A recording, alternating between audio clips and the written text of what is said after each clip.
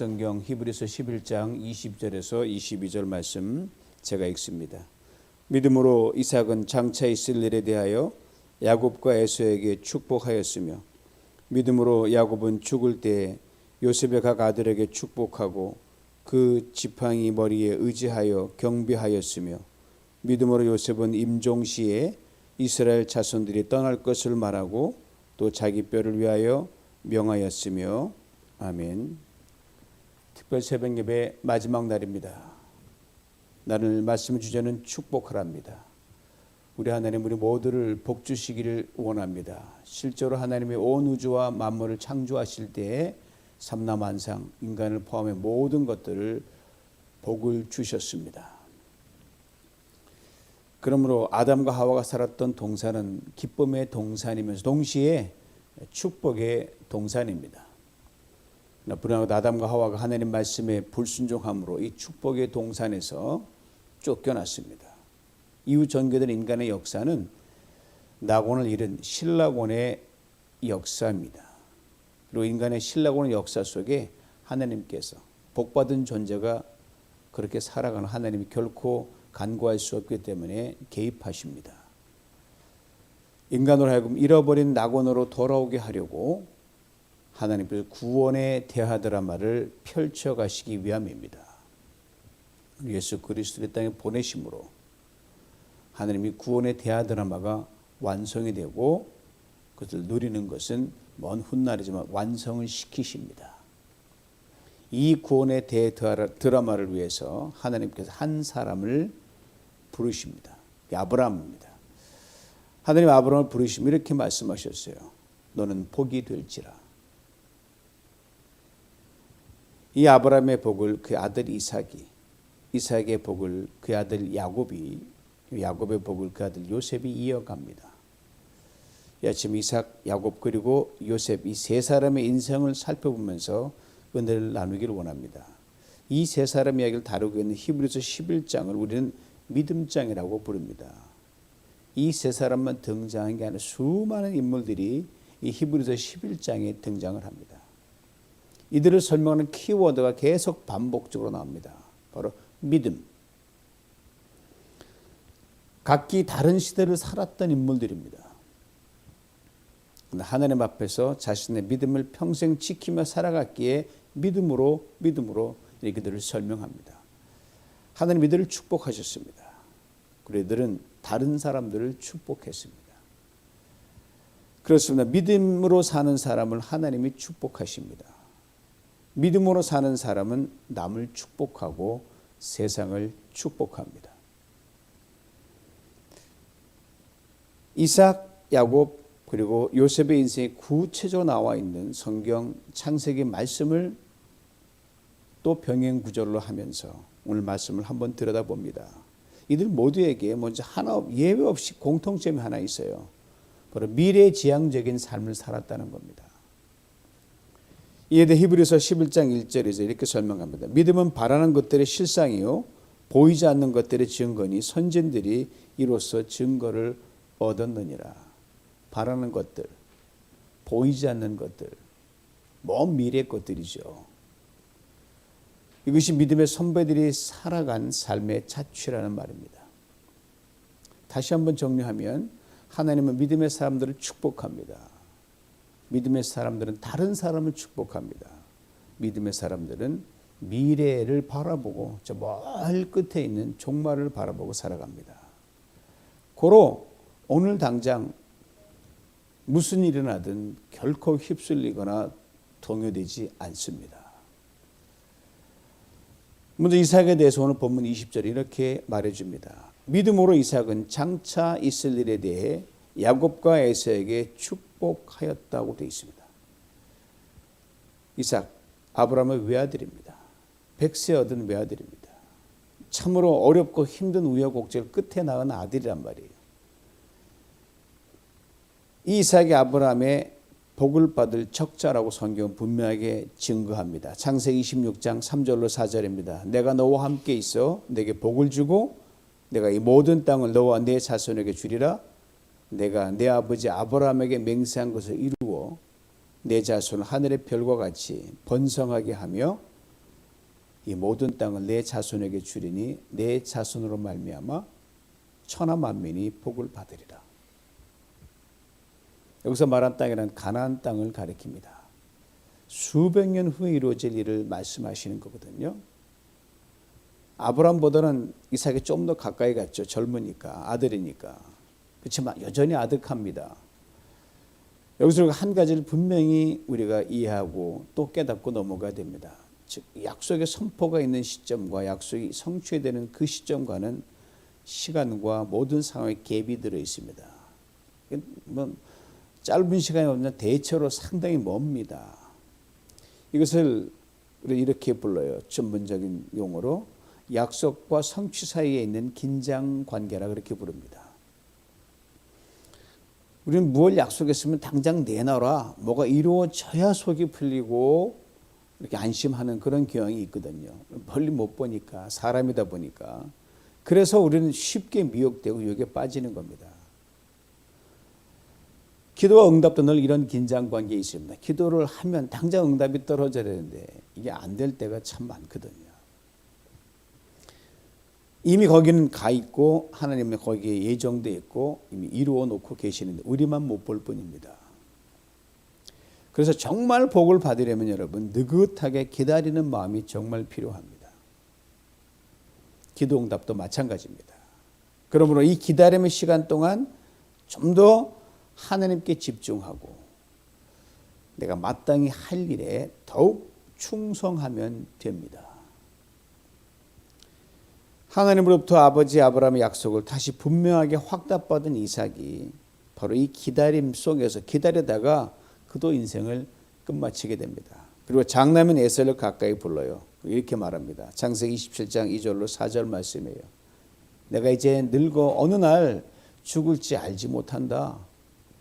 그런즉 내 기구 곧 화살통과 활을 가지고 들에 나가서 나를 위하여 사냥하여 나의 즐기는 별미를 만들어 내게를 가지고 오라.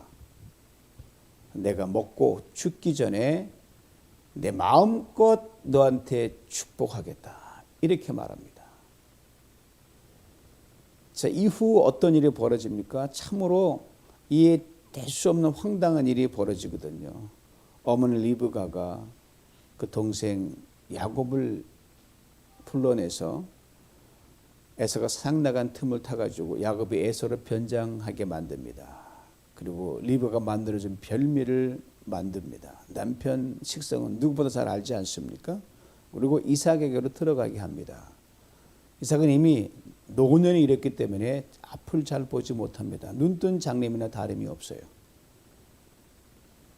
이삭은 그 에서라고 생각하고 들어온 그 야곱을 느낌 이상하지만 축복을 합니다. 성경에 이렇게 의미 있게 기록해 주는데 창세기 27장 22절로 23절입니다. 야곱이 그 아버지 이삭에게 가까이 가니 이삭이 만지며 이르되 음성은 야곱의 음성이나 손은 에서의 손이로구나. 그의 손이 형 에서의 손과 같이 털이 있으므로 분별하지 못하고 축복하였다고 되어 있습니다. 이해 될 듯하면 이해가 안 되네. 하여튼 축복을 했어요. 그리고 이삭이 야곱에게 다음과 같이 축복합니다. 먼저 창세기 27장 28절 29절이에요. 29절을 보면 하나님은 하늘의 이슬과 땅의 기름짐이며 풍성한 곡식과 포도주를 내게 주시기를 원하노라. 이쯤에서 축복이 멈췄으면 아마 좀 괜찮았지 않았을까. 문제는 그 다음으로 이어지는 이삭의 축복입니다. 29절이에요. 만민이 너를 섬기고 열국이 내게 굴복하리니 내가 형제들의 주가 되고 내 어머니의 아들들이 내게 굴복하며 너를 저주하는 자는 저주를 받고 너를 축복하는 자는 복을 받기를 원하노라. 자, 지금 이삭의 축복의 주가 있는 아들이 누구예요? 에서입니까? 야곱입니까? 야곱이에요. 근데 이삭은 누구라고 생각하며 이 엄청난 축복을 빌어줍니까?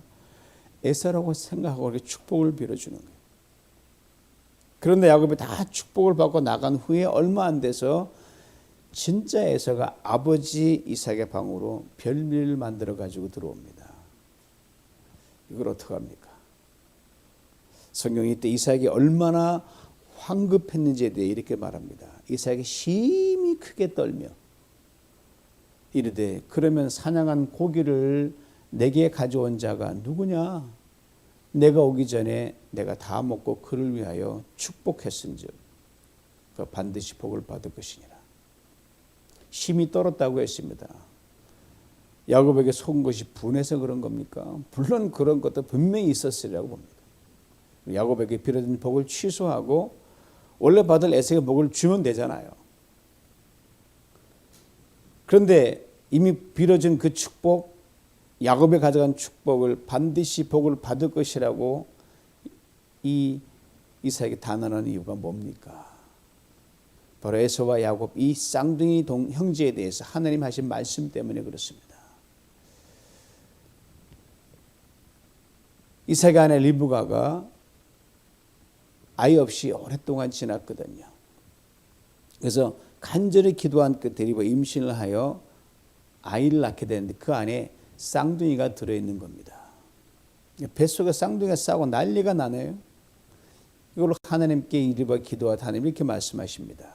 두 국민이 내 태중에 있다. 두 민족의 내 복 중에서부터 나눌 것이다. 이 족속이 저 족속보다 강하겠고 큰 자가 어린 자를 섬기리라.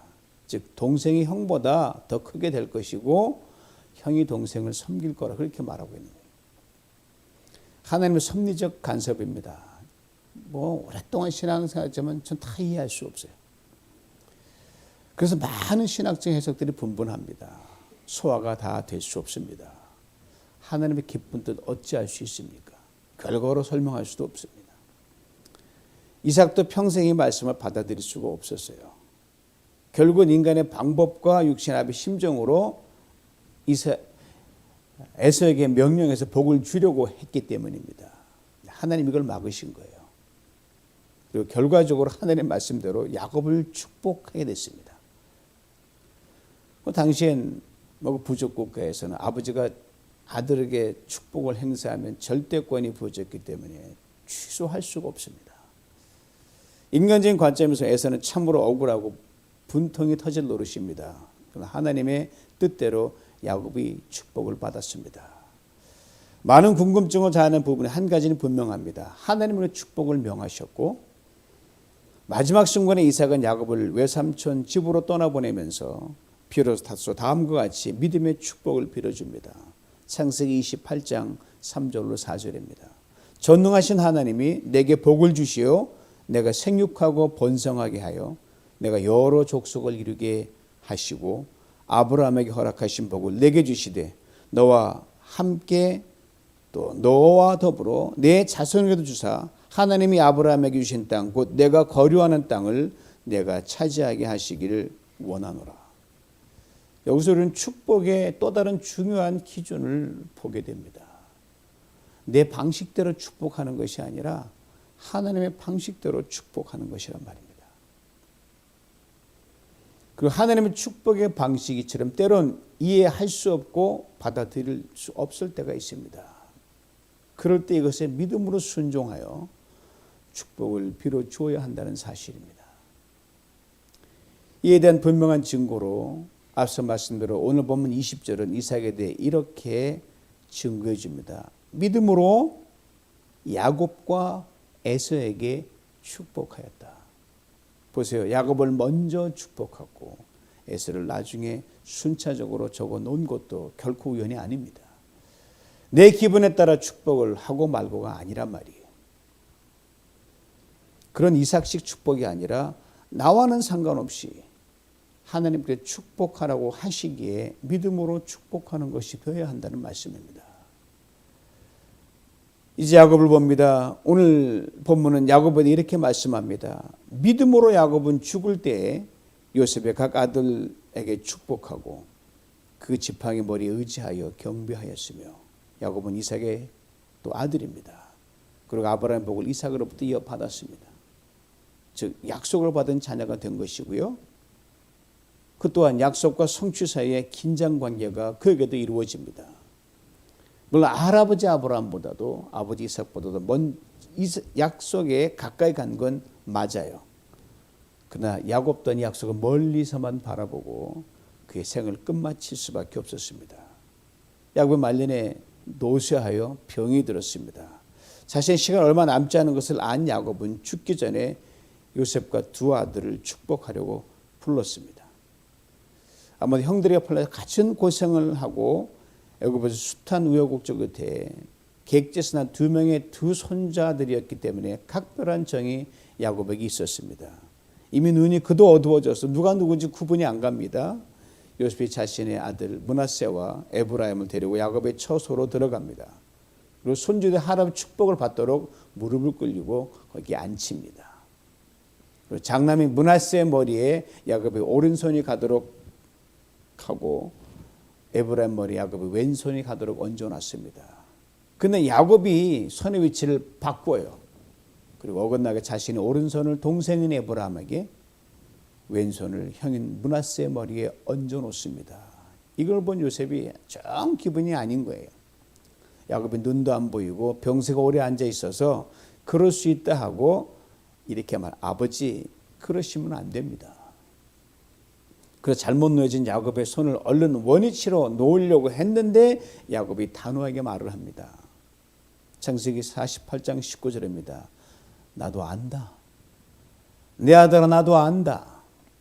그도 한 족속이 되며 그도 크게 되려니와 그의 아우가 그보다 큰 자가 되고 그의 자손이 여러 민족을 이루리라. 참으로 귀한 말을 야곱이 하고 있는 겁니다. 나도 안다. 내 아들아 나도 안다. 두 번 거듭합니다. 무슨 말입니까? 오른손을 형 므낫세 위에 왼손을 동생 에브라임 위에 올려놓아야 한다는 것 안다는 겁니다. 그리고 이렇게 말합니다. 그러나 동생이 형보다 더 큰 자가 되고 여러 민족을 이룰 것이다. 무슨 말입니까? 이것이 바로 하나님의 뜻이다라는 거예요. 나는 이해가 안 되는데 하나님은 그렇게 하라는 거래요. 이 부분도 다 우리 이해할 수가 없습니다. 그러나 야곱은 자신의 이성과 논리와 경험, 판단, 혈육의 정을 따르지 않고 믿음을 따라 축복하겠다고 선언합니다. 몰라서가 아닙니다. 멍청해서도 아닙니다. 눈이 어두워서도 아닙니다.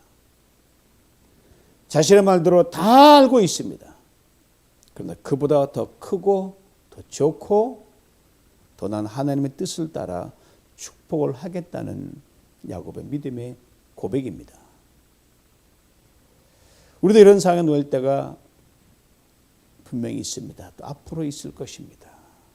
아시는 신앙생활이 뭐 때로는 지식을 뛰어넘는 거예요.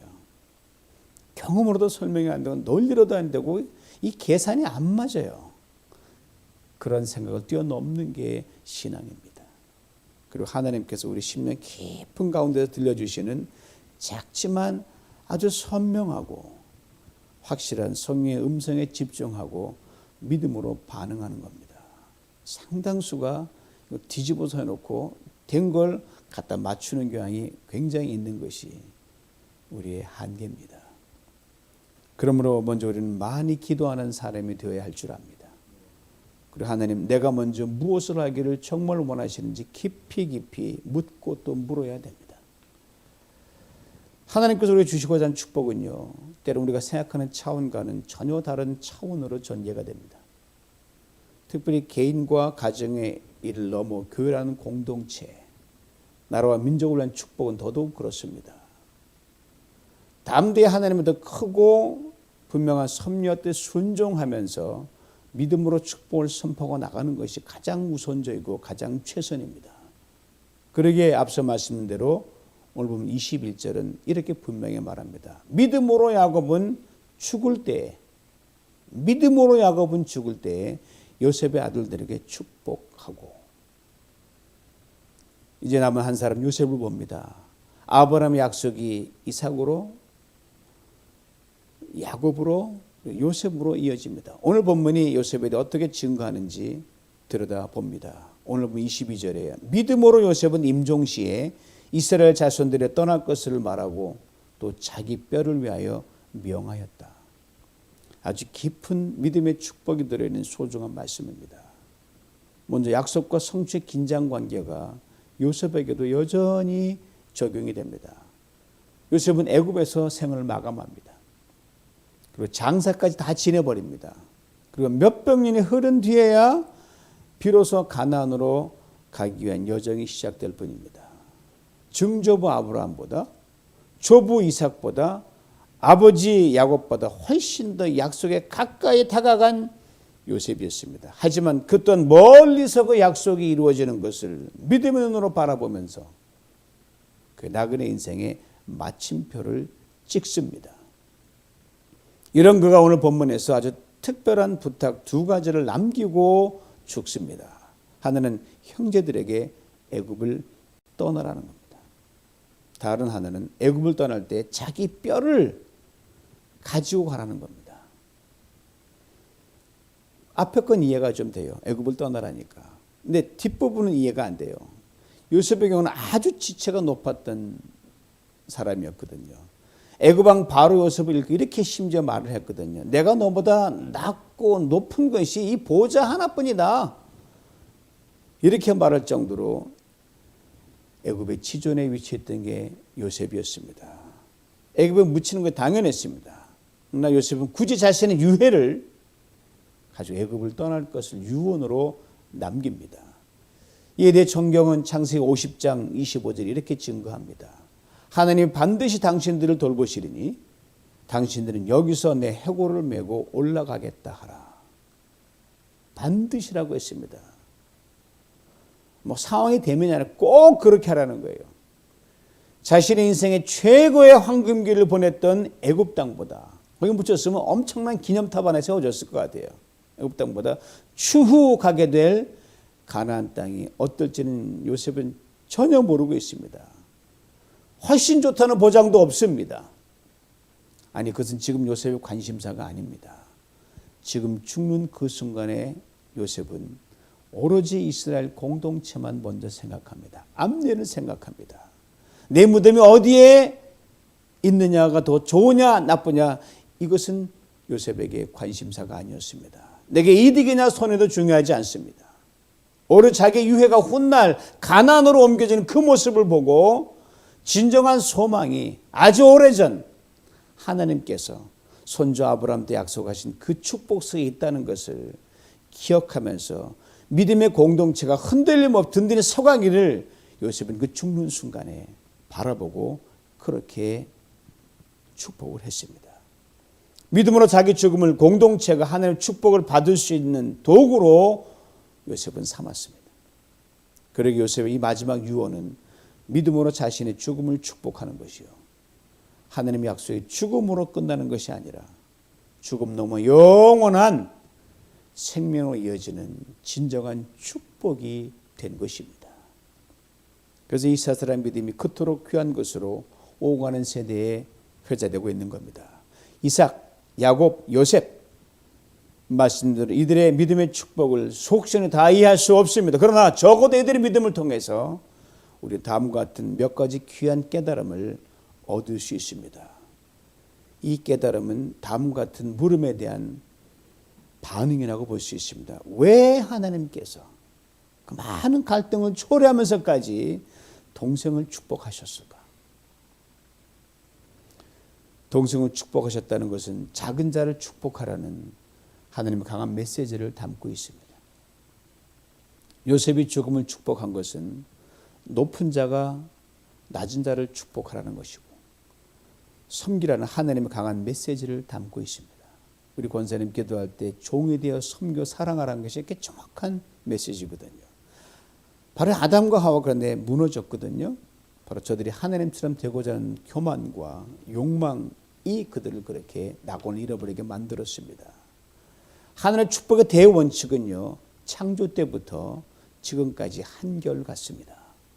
큰 자가 작은 자를 축복하고 유명한 자가 무명한 자를 축복하고 높은 자가 낮은 자를 축복하고 부자가 가난하고 없는 자를 축복하고 강한 자가 약한 자를 축복하는 겁니다. 이것은 오직 믿음으로만 가능하기에 이 세 사람의 인생에서 분명한 증거로 남겨주신 겁니다. 여러분과 제가 남보다 나은 것이 있다고 하면 그걸 축복하라고 주신 것입니다. 축복하되 적당히 대충이 아니에요, 여러분.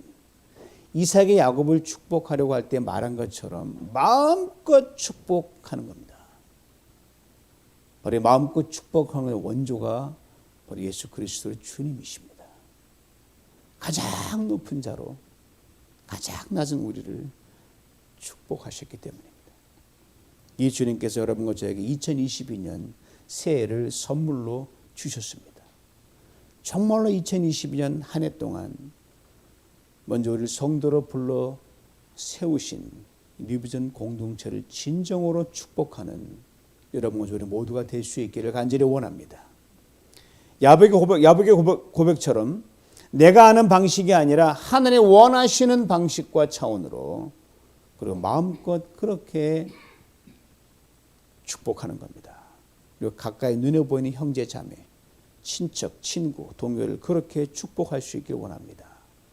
나가 하나님의 형상대로 지음받은 세상 사람들을 그렇게 축복할 수 있기를 원합니다. 말씀은 우리는 축복할 뿐입니다. 마음에 안 드는 사람들을 축복합니다. 미운 사람도 축복합니다. 원수 같은 사람도 축복합니다. 얄미운 사람도 축복합니다. 힘들게 하는 사람도 축복합니다. 그렇게 축복하는 것 결코 쉽지 않습니다. 그러기에 믿음이 요구됩니다. 도저히 축복할 수 없는 그 한계 선상에 있는 그 사람, 그 한계를 넘어 그를 축복해야 하기 때문입니다. 그 축복을 해주면 우리가 돌아오는 게 엄청납니다.